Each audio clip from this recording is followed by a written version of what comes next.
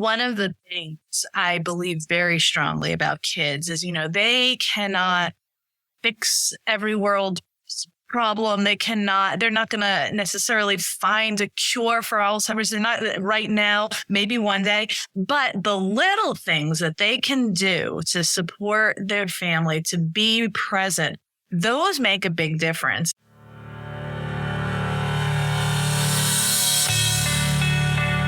Welcome to the AlzAuthors podcast. We're so glad you found us. We're the global community of authors writing about Alzheimer's and dementia from personal experience to light the way for others. I'm Mary Ann Shuko, a registered nurse, author, and dementia daughter. And I'm Christy Byrne-Yates, a licensed educational psychologist, dementia daughter, ALZ author, and coach focused on the sandwich generation. Please join us for bi-weekly episodes with our authors as we talk about their dementia journeys, sharing intimate details and painfully obtained knowledge to help others currently on that path. We hope these stories offer you comfort and support as we strive to break the silence and stigma surrounding a dementia diagnosis. May one of our authors speak to your experience. This is the Whole Care Network.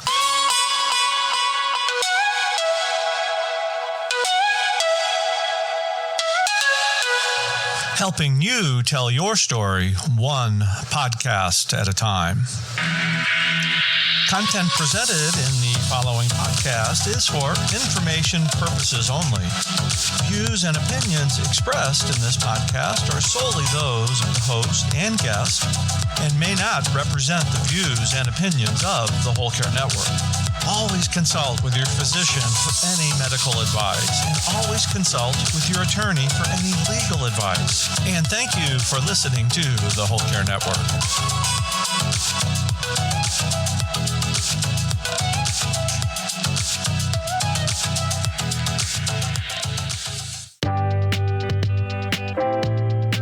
Hi, I'm Susan of AlzAuthors. When I was a caregiver for my mother with dementia, resources to educate and offer support were hard to come by. AlzAuthors believes in the power of storytelling to support and encourage those impacted by Alzheimer's and dementia. Custom Caregiver Collections is a customized collection of memoirs, novels, caregiver guides, children's books, and more. This collection of well-vetted books comes displayed in a beautifully crafted wooden tabletop bookshelf with AlzAuthors branding. Custom Caregiver Collections supports our goal of bringing real books to real people in real places and are perfectly suited for senior care communities, senior centers, doctors' offices, memory cafes, and professional or personal libraries. If you or your organization is interested in ordering or building a custom caregiver collection, we can guide you through choices of books written in many categories to support your needs. Want to build your own book collection? Contact us at alzauthors.com/CCC to get started.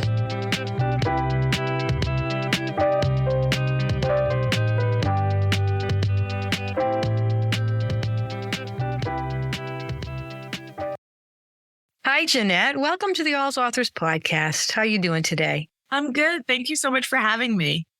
Oh, you're so welcome. And Christy, it's so good to have you on the podcast today as well. Yep, always excited to be here. And Jeanette, really delighted to meet with you. I love children's books, so I am excited to interview you and hear about your book.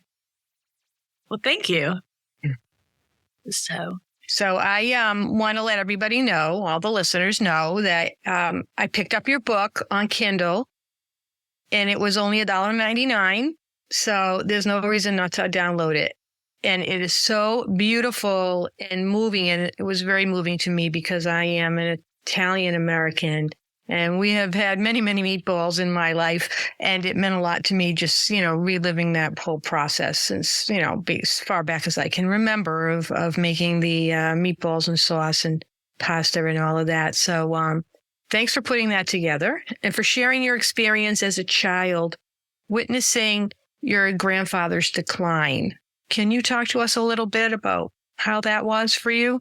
Absolutely. I was about 10 when, he started to decline. And then later in my late teens, early 20s, my grandmother was never diagnosed with Alzheimer's. She had unspecified form of dementia. So, I was never in the caregiver role, but I remember just bits and pieces of how it affected our family. And the main thing was there was so many extra logistics that the grownups had to always take into account. It wasn't very much, there was less spontaneity whenever we were trying to get together we tried to still do all of our yearly events, our birthdays and Christmas and Easter and Thanksgiving. But now we had to plan for, who was going to pick up grandma and grandpa? What were they, where were they going to stay? How are we going to get them home? How are we going to make sure that, grandpa was getting the rest that he needed? And then, as time went on, it became too much for my grandmother to care for my grandfather. And so then it became a question of how do, we still keep this very tight family structure, but make sure safety is in place. They ended up moving in with one of my aunts and uncles, and we all did try to take time to bring them to other people's houses, but keep routines consistent. So there's just so much logistics I would overhear planning for that weren't there before. And I know it was very stressful on all the grownups. I wasn't really part of those decisions, obviously. Well, and I really appreciate you sharing that, because I think that, a dementia diagnosis does impact the whole family. And if you have multiple generations that interact a lot, you're going to see this. And what you're talking about is something that is so real, that all the changes in our routines and how we do things, holidays, all of this, we have to shift a little bit because we have to accommodate a little differently. And so I find it so interesting that you saw this as a child. And my kids were younger when my parents were diagnosed with dementia. So they saw these things too. And the impact on kids is real. They see it, they feel it. And even if they don't know exactly what's going on, something's working for them in their brains as they're watching this. So it's a great story that way. Yeah.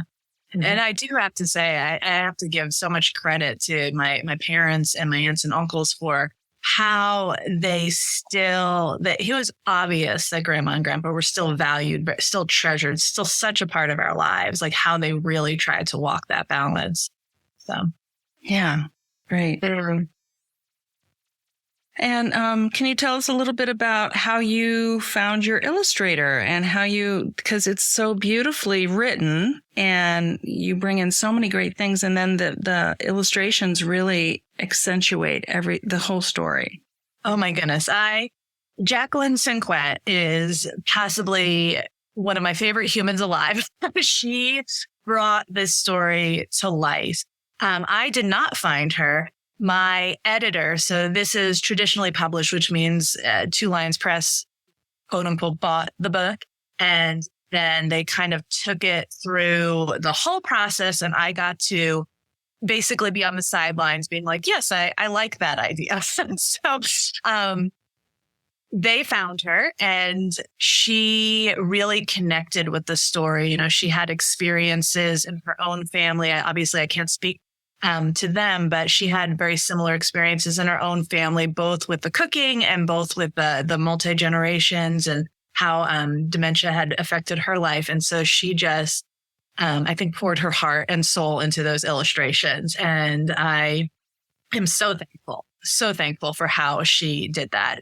One of my favorite things is actually the second to last spread was her idea. And I'll put it up here. I won't give away the ending, but in the original manuscript, there were words on this page. And she's like, I want it to just be a pause. Like, I want it to just show the hope and the waiting.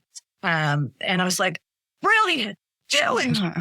So I almost feel like I can't even take credit for part of this story because of how much she put into it. That's great. I mean, that's beautiful. And it is such a lovely book. And I noticed that. That's just a great way to have that happen. Yeah, it's great. Mm-hmm. So it's available in Kindle, and is it paperback and hardback? Right now, it's just hardback.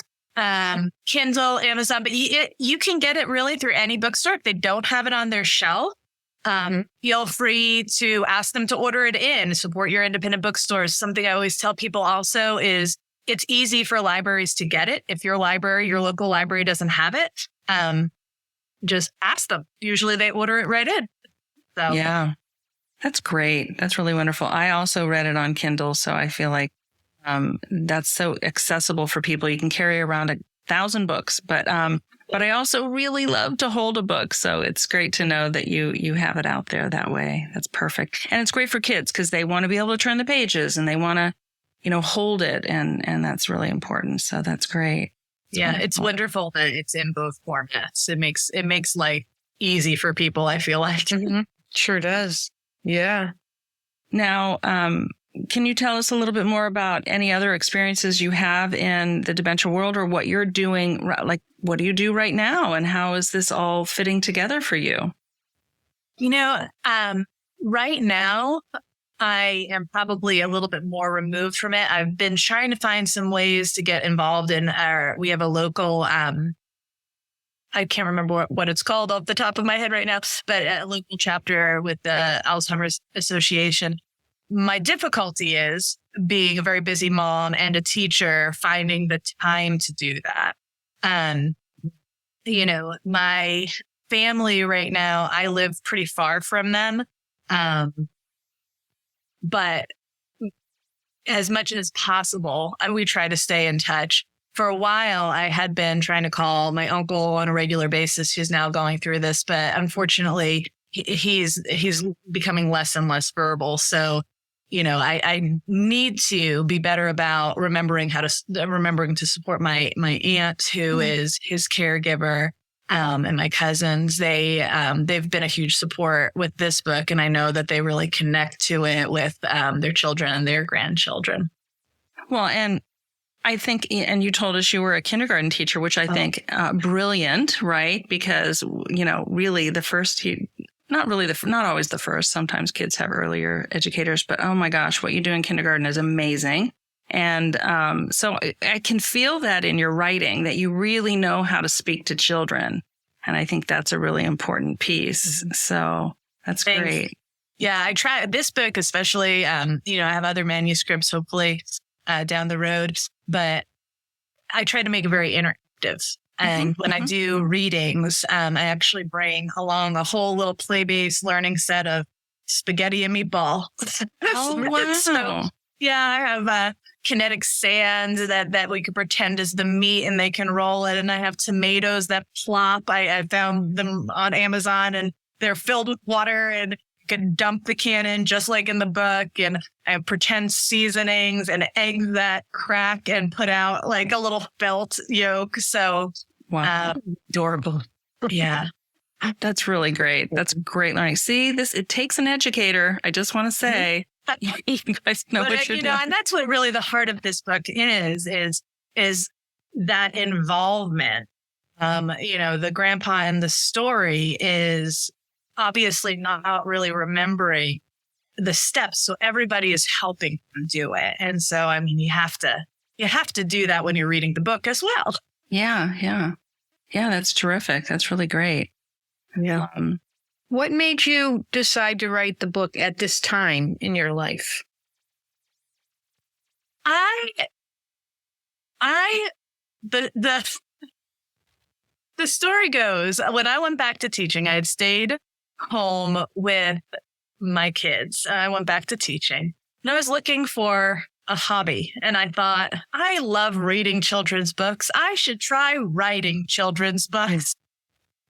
And so then the world shut down for a pandemic. And I thought, well, instead of just writing children's books, let's see how we can publish children's books. And originally this story was only like a little poem about the spaghetti and meatball process.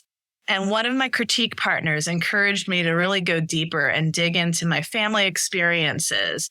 And that's kind of where it clicked together. One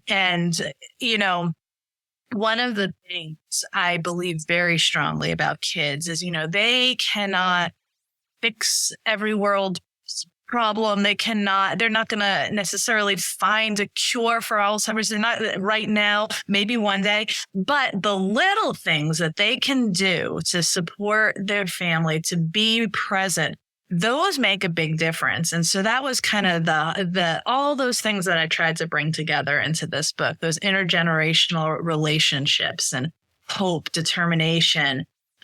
Because, if we can build that into kids when they're very young, when they get older into harder circumstances, they'll carry that with them. Yes, so true.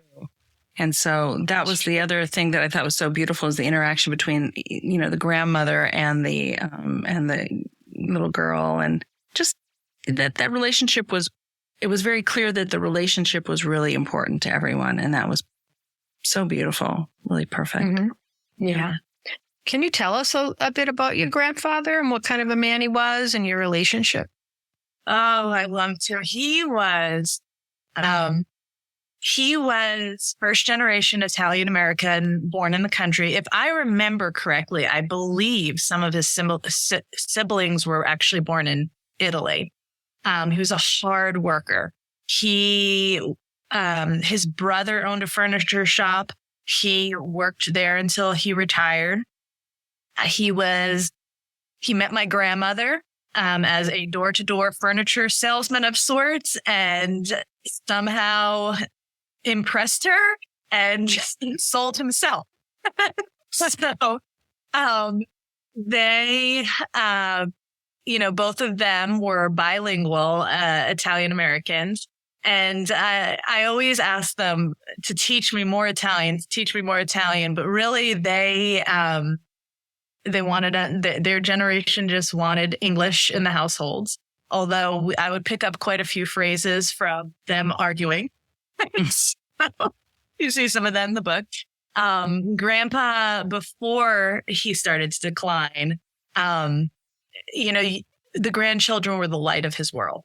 He would come into a room and, he would be singing, "Here she comes, Miss America," like as we'd come down the hallway, and he would sneak us off to the side and like hand us a couple dollar bills. He was just that kind of fun person. My grandmother was very spirited. She was liked to be in control. She liked to have fun. Even when my grandfather started to decline, she was very active. She made sure that he was as active as he was able. She loved to tell stories and laugh. I just remember there being a lot of joy and laughter and fun around them. That of course became blanketed with stress down the road, but I really hold on to those good times. That's my memories of my grandparents.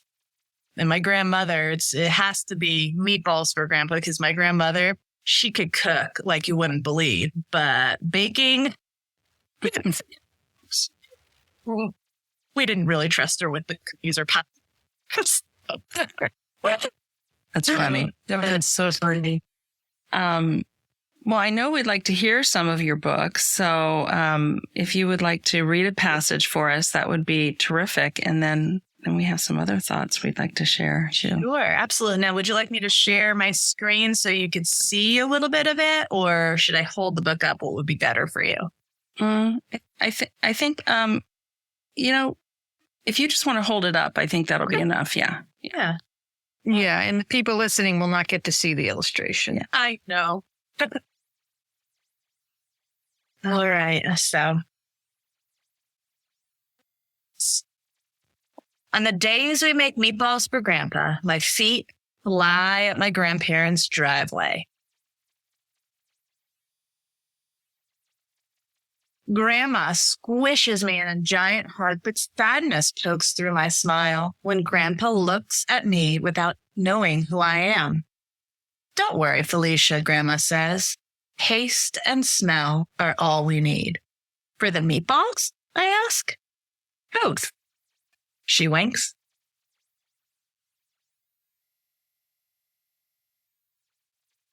I kiss Grandpa on the cheek and tell him I love him. To voya bene?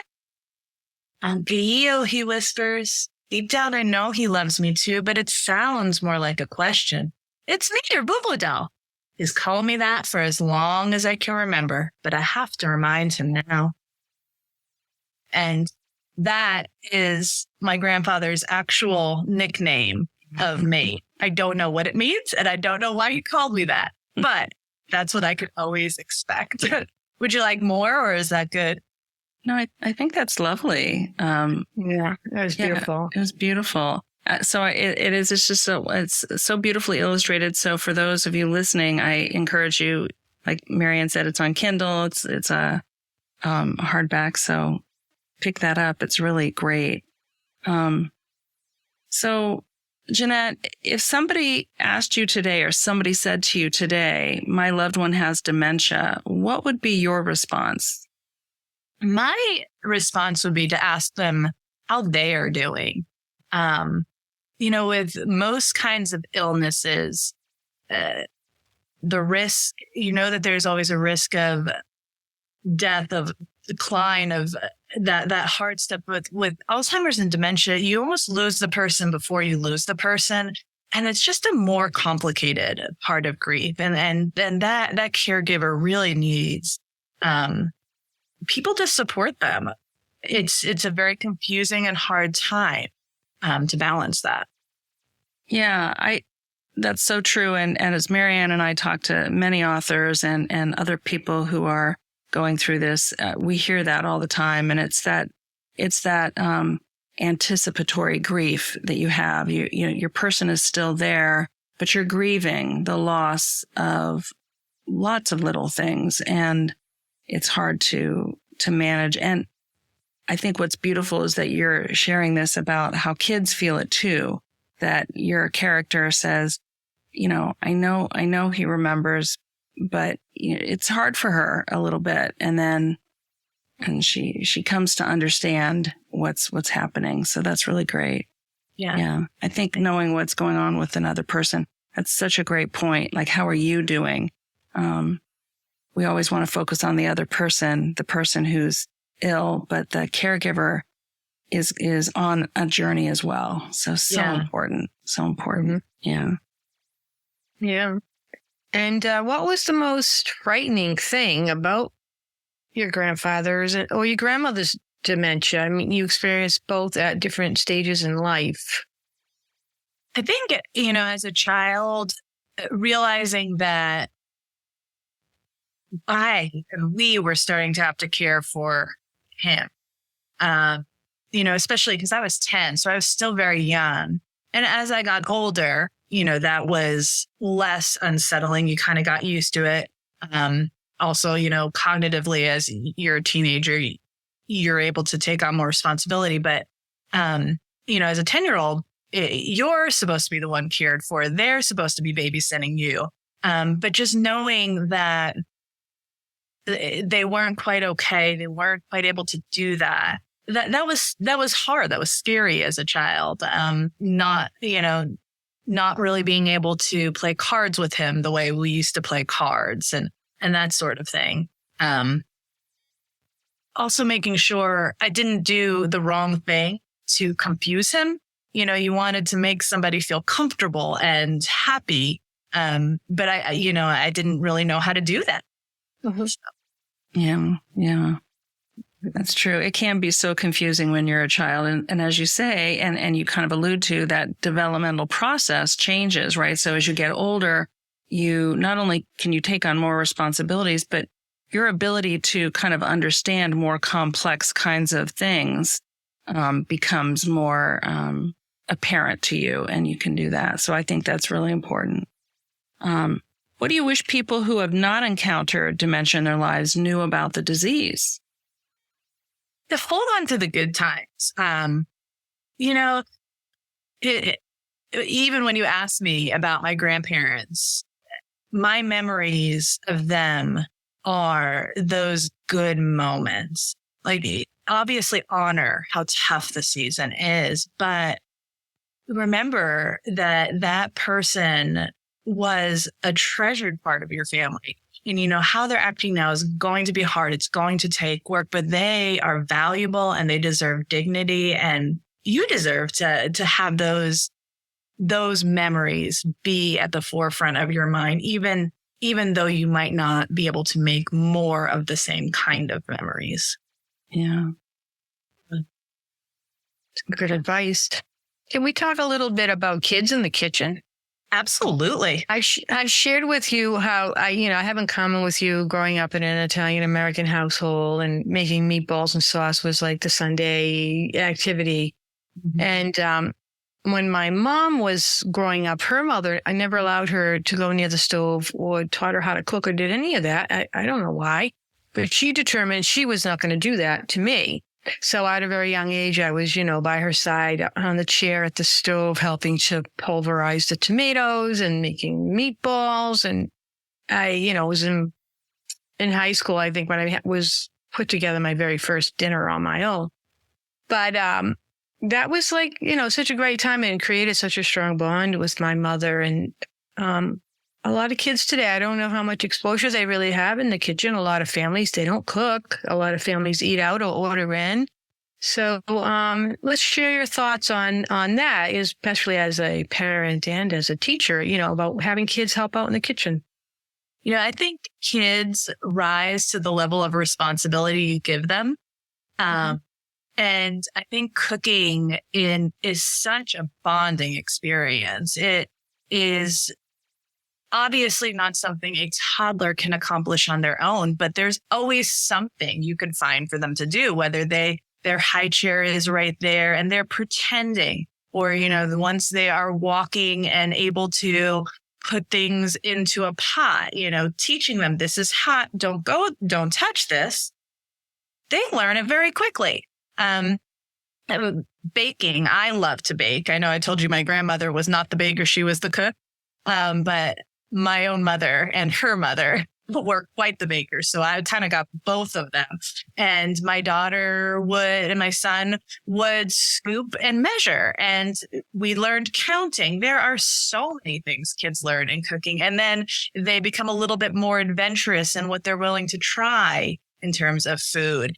And food, it is such a sensory experience. They see things, they hear things, they taste things.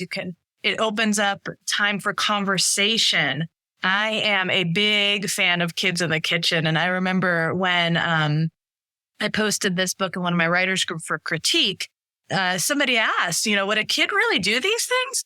I don't know if that's realistic. I'm like, my kids have been doing it for years. At this point, I could probably turn my daughter loose, my 13-year-old loose, and she could probably make the spaghetti and meatballs on her own with just a little bit of help from, because there's no recipe other than the one that I had to figure out to write into the book. But yeah, I think kids should always be given a shot and just taught the right way to do it. Mm-hmm. Yeah. And the recipe for the meatballs and the sauce is in the book. It is. So you'll get that too. When you buy the book, you'll be able to use Jeanette's recipes to make your meal.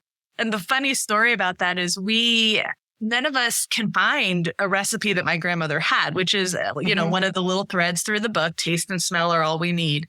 And I'm sure she had one, but she never used it. I've never actually used a recipe. So when putting that recipe in the book, I actually had to make a pot of sauce and kind of figure out, okay, how much do I actually use? How much actually is going into this thing? Because I just dump things in, I taste it, and if I need more, I put more.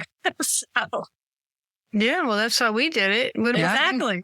Is that what you did in your family? Does your family make meatballs and sauce? Who, me? Yeah, you. Oh, me. So I'm an Irish person, so we did not have a lot of meatballs, but we did make spaghetti. Okay, so we definitely had spaghetti. And I'll tell you, for me, it was chili. my mother had a chili recipe, again, not written down. And I learned it just the way you're talking about, Jeanette. It was about the smell. It was about the taste. I actually really loved how you put in your book about the sizzle of the garlic. And, you know, when you know that cooking is, like you said, multisensory, then you start paying attention to those kinds of things. So, you know, teaching my kids how to make chili, it was always, you know, and so never, it always tasted very much the same, but there was always a little something different because maybe I added a little this time or a little that this time or something. Maybe I put beef and pork in there or no meat or whatever, you know, just, we would always play with it, but it was that was our thing. So we weren't, necessarily meatball. We didn't have meatballs a lot, but, I don't know how chili became our thing, but that was like the family recipe, that passed on. And my kids have both asked for it and I've had to kind of write it down, but they've made it with me so they can see how, you know, what the process is, you know, and it was, so we would get, stewed tomatoes, but we would crush them in our hands and really, you know, so it was very sensitive. Our hands were in the pot before we threw in the beans and the meat and stuff like that. So yeah, I mean, it's a great, it's a fun time to do that with your kids and they do like to help out. And that's, you know, encouraging that is great because, you know, eventually they're going to have to feed themselves somewhere. Yeah, Yeah. that's right. So it's great. So I want to mention that in our collection of more than 350 books, we have a cookbook for caregivers by Melissa Bernstein, who is an occupational therapist. So if listeners are interested in working in the kitchen, not only with kids, but with their loved one with dementia, that is another resource. And what are your thoughts about working with people in the kitchen with dementia? I know there are people who are afraid to have that. They're afraid that the person might be injured or might cause some kind of a problem, a catastrophe in the kitchen. But many people have found, like just like with children, that having that interaction, that time together, focusing on a project, having conversation, that's the point of it all. What do you think about that? Obviously it's going to be personal for every situation and follow doctor's advice before my advice. But I remember my grandfather sitting there in the kitchen with us as we did cooking all the time. Even if he was, the real grandfather was not much of a, but he was always there and he would talk and he might not know exactly what's going on around him, but he would sneak bits to eat. You have to rely on what you know about their personality and their capabilities. But if somebody wants to do something and can do it, I think it's a great experience and it does have that power. You're probably not going to get the happy ending like in the book, but it does have that power to bring you together just a little bit more. It's a different kind of memory you're creating now. So, yeah. It depends on their stage too. Exactly. People might be able to do more, and others. My mother-in-law, her mother had Alzheimer's, and she used to take a basket of laundry, like towels or something, and pop it on, dump it out on her lap and tell her to stop folding, so to keep her busy and to make her feel like she was doing something useful. And then when she would finish with it, put it aside, and then a few minutes later, take the whole thing again, dump it in her lap again. So, you can do things like that too in the kitchen, like sorting things and things that are not going to make any real impact on the recipe or anything, but just to make them feel like they're a part of it. I did share earlier when we were talking before we started the recording. My mom, as I mentioned, she was the meatball lady. Everywhere she went, whenever she was invited to a party or whatever, there always was a request to bring a pot of meatballs. She was known for that. And then as she got older, she lived to be 91, she kind of didn't really want to do meatballs anymore. but we did a party for her, her 91st. And as we were getting everything ready in the house, she was sitting at the kitchen table and she was all excited. She says, "What can I do? How can I help?" I said, "You can make the meatballs." So I put the bowl and we put the ingredients and let her make the meatballs. And I mean, she was so happy. And actually, the last really great photo I have of her was taken at that time. That's really beautiful. Yeah. I mean, up until the very end, she was still making the meatballs. Yeah. And it's keeping those memories, if you're approaching it, not like, do you remember how to do this? Do you remember, being kind and connecting and allowing them to do what they can do. And then of course, being safe, right? Like and Marianne, you're absolutely correct. I think, what stage is somebody in, right?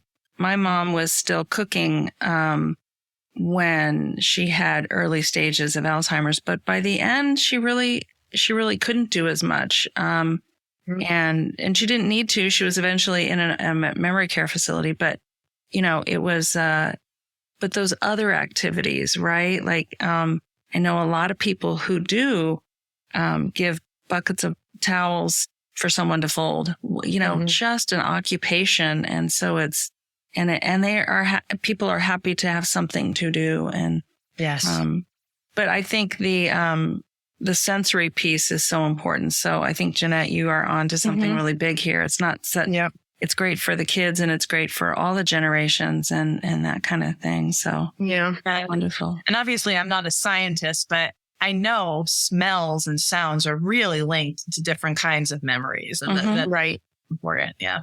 Yeah. And the making of the meatballs and doing the tomatoes and everything is very tactile. And I think it brings back muscle memory.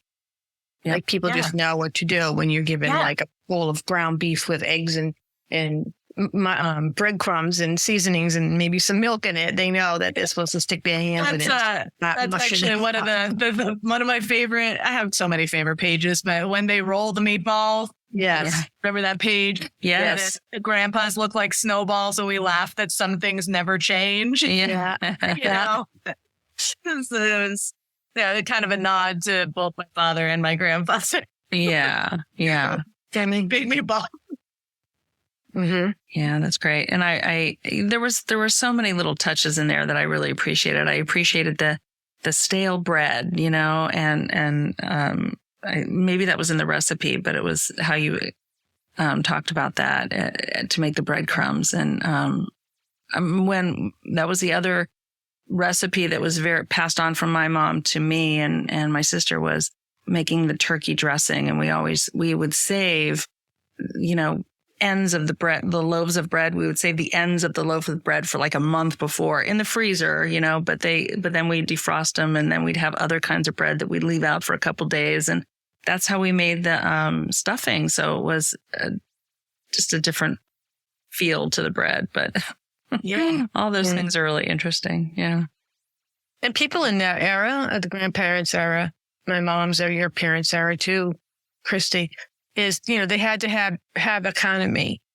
There was no wasting. Oh, no. Food and ingredients and stuff too. So they brought all of that, which is interesting. I always like to think about like the eras that they lived in because it was a way different time than it is for us. Right. I mean, oh my gosh, you were saying people sometimes order out. We never ordered out. There wasn't as much available. I mean, we didn't. They didn't have tons. And it was an extreme luxury to have pizza delivered, Oh my gosh, why would you do that?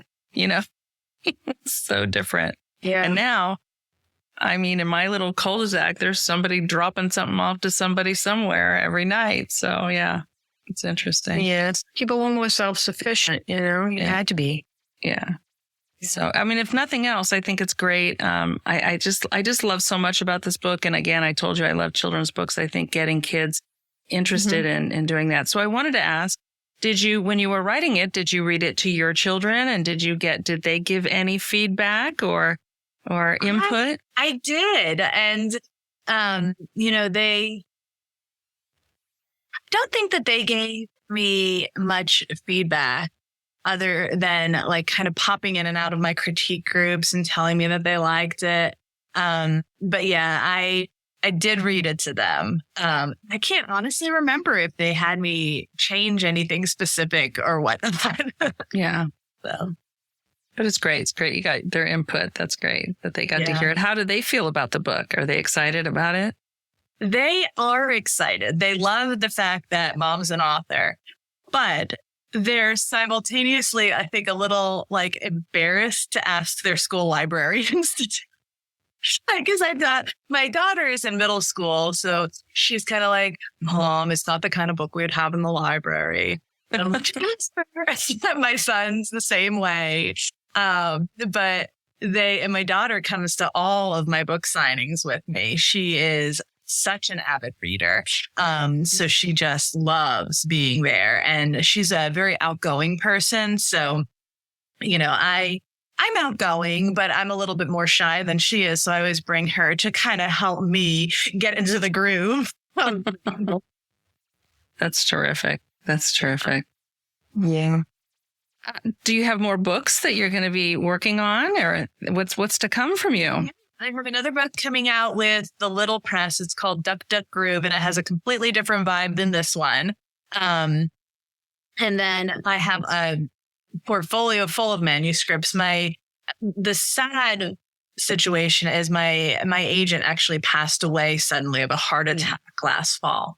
And so, I just took a little bit of time to kind of get my feet back under me. It was such a sudden thing. And she was a lovely person. Her name's Dawn Dowdle, and she was just such a champion. I remember her voice when she got the offer for this manuscript, just how happy. I mean, she was another person that was really a champion for it.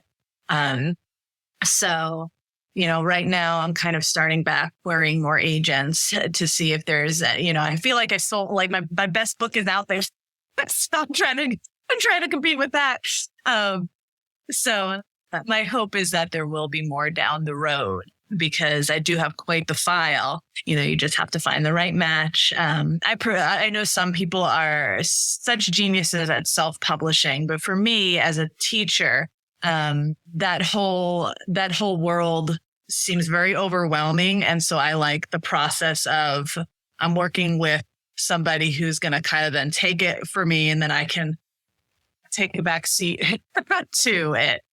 Oh, for sure. That's Yeah. great. That's great. That's wonderful. And how can people find the book, and how do they find you on the World Wide Web? Yeah. Well, the good news is my maiden name, Fazzari, Fazzari. There are very few of us. So if you Google Jeanette Fazzari, most likely I will be at the top of that list. But I have a website, and it's case sensitive. So it's bit.ly/, and then just my name in all lowercase, Jeannette Fazzari Jones. But again, Google and I'll pop up. I'm on Twitter. I'm on Facebook. I'm on Instagram. I love to message and email with people. I'm very open. Friends from back home will mail me their copy of the book, and I'll sign it for them. I just love connecting with people. It's selling books is great, but it's not about that for me. It's about, readers, gaining something from literature. I feel like books are just so special. Everybody can get something from a book to help them where they are in life. And so that's what's important for me, as an author. Yeah, you said it. That's what we're all about is, connecting people going through a really hard time with resources that will help guide them on their journeys and offer them comfort and support as well. So Yeah. books they're the perfect vehicle for that. And it's great. You have wonderful last name that people can find right off. You got SEO built into your maiden name. It's fantastic. And and you're on all the socials, so we'll be sure to follow. And that's great to know. Yeah. That's terrific. Is there anything else that you would like to tell us, or things that you would like to share with us? Well, I mean, I'm just so thankful to have gotten involved and gotten to learn about you more. especially as my family is going through this with a new generation, it'll be a help to be able to put them in contact with your resources and, just what a wonderful thing you're doing to support people going through a really difficult time. Thank you so much. Yeah. Thank you. And thank you for your contribution to it too, because again, it is a family. It impacts the whole family. So it's wonderful to bring in all the voices and be able to support kids along the way too. So great. Thank you. Thank you. What a delight. Well, I really appreciate you having me. Yeah, for sure. It's our honor.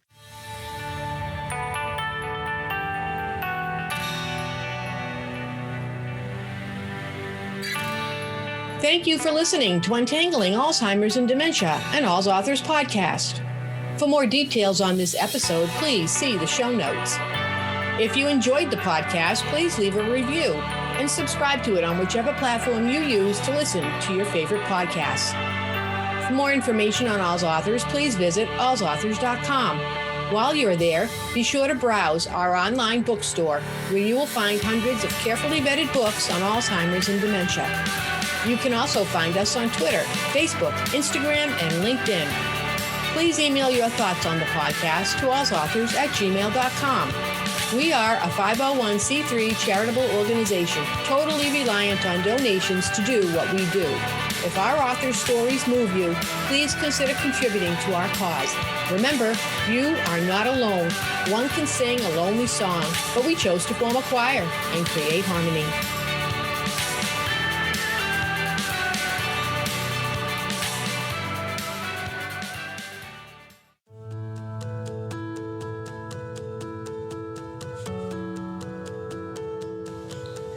Caregiving is a challenge, whether your person has dementia or not. Finding helpful tips and learning new strategies from people in the know is critical. That's why we at AlzAuthors love the Happy Healthy Caregiver podcast from Elizabeth Miller, who also happens to be an AlzAuthor. Elizabeth speaks from experience and has important and often fun conversations with other caregiving experts and professionals. And we appreciate learning tips on self-care, discovering new resources, and feeling empowered to support ourselves as caregivers. You can find the Happy Healthy Caregiver podcast wherever you download your favorite podcasts, or visit the website happyhealthycaregiver.com.